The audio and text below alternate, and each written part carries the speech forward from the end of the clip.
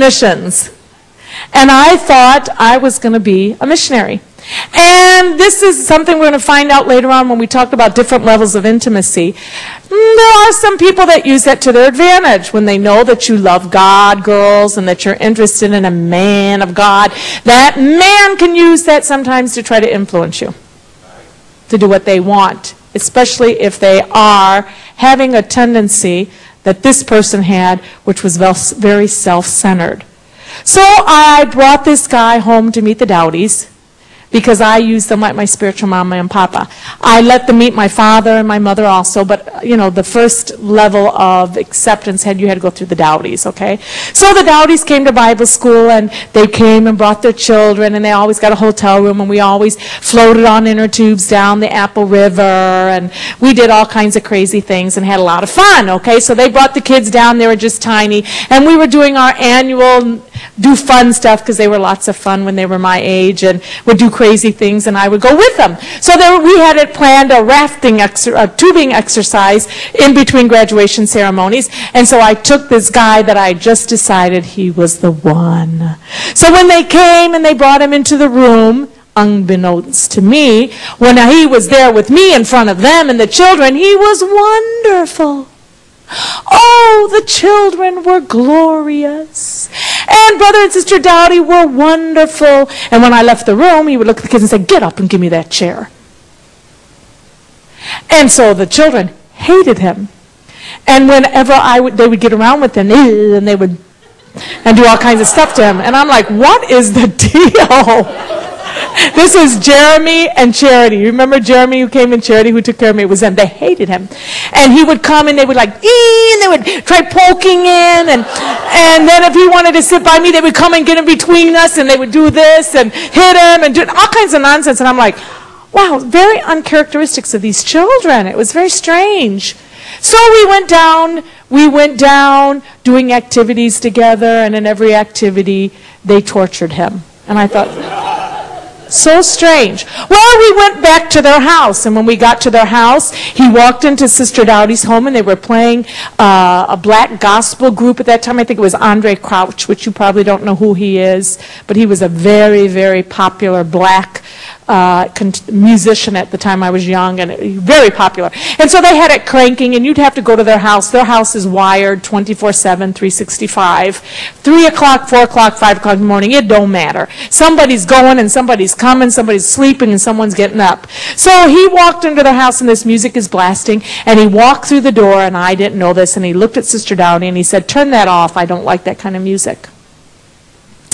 That went all over her, and she's a very sweet lady. She never said anything. She just went over and turned it off, because that's how she is. And then he had a shirt he wanted to preach in, because they said he could preach, and he took a turn and he said, "You need to iron this for me. It's wrinkled."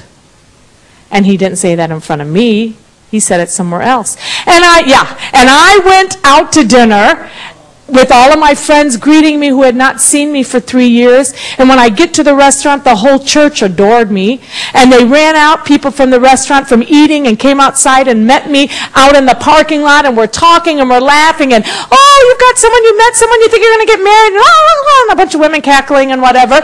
And he comes out and he looks at me and he says, "Barbara, come in now. I want you in there by me." And that one I heard. And you have to know my personality.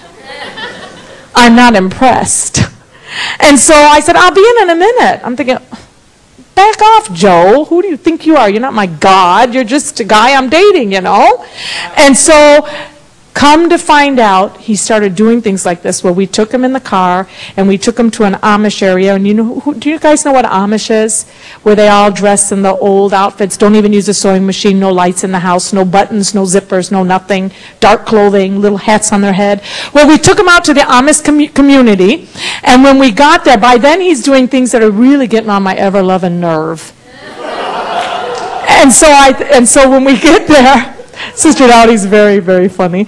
We got him in the car, and we told him, in America, this is terrible, in America, you must stand up. If you like the girl, when we're going to drive you through this community, you must stand up in the car. We had a sunroof. You must stand up in the sunroof, and you must shout and preach Acts 2:38 and this type of thing, because this is part of what you must do. You know, if you really love me, we want to see how dedicated you are to Christ. And by then I'm very fed up with the guy, okay, because he's done a couple of stupid things. So we get him in the sunroof, and as he's standing and he's preaching, "Come to the Lord," we close the sunroof on him. We're saying, "Preach, preach," and we're driving down the road, and by then me and Sister Dowdy I'm terrible, right? We're laughing and we're cutting up and we're just doing all kinds of terrible things to him, and he's locked in the sunroom. "Let me down, let me down." We're like, "No, do it. You're so good. You can do everything," because he had been so obnoxious. Later on, I could not figure out, I couldn't put a finger on it, what was the problem that he was so demanding. Why would somebody be that so demanding? This is why you have to court. You have to find out what somebody's really like. Why are you so demanding, so control freak, so much everything I do? Came to find out he was a homosexual.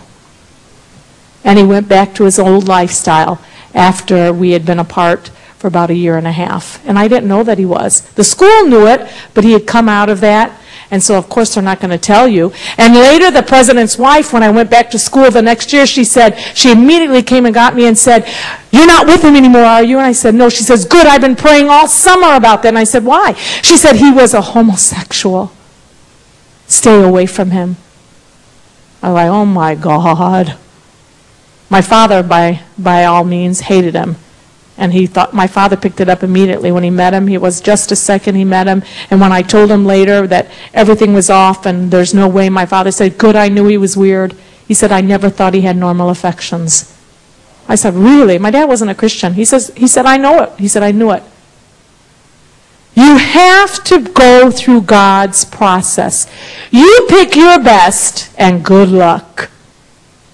My best was a guy who was totally sold out, I thought, for God, very charismatic, quite okay looking, above average, and very on fire, and seemed to have so much potential, ended up being a homosexual. Went back